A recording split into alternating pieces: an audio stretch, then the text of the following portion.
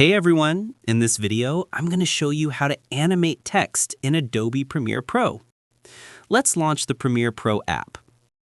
Click on New Project. In the pop-up, click on Create. Select your video and click Import. Select the typing tool and create a text box.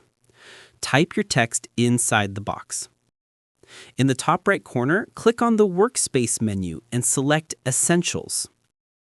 In the Text tab, change the text style to bold and increase your text size according to your needs. Once that's ready, head over to the Effect Controls panel and go to the Opacity section under FX. Click on the rectangle mask and expand it until the entire text is fully covered. Then adjust the mask so the text is completely hidden and click on Mask Path. Now we want the text to appear. Choose the exact moment where the animation should start and move the mask so the text gradually becomes visible. When we want the text to disappear again, shift the mask so the text is once more fully hidden. The mask path should enter the keyframes automatically. Now, if I play the video from the start, you can see that our text appears and disappears according to our command.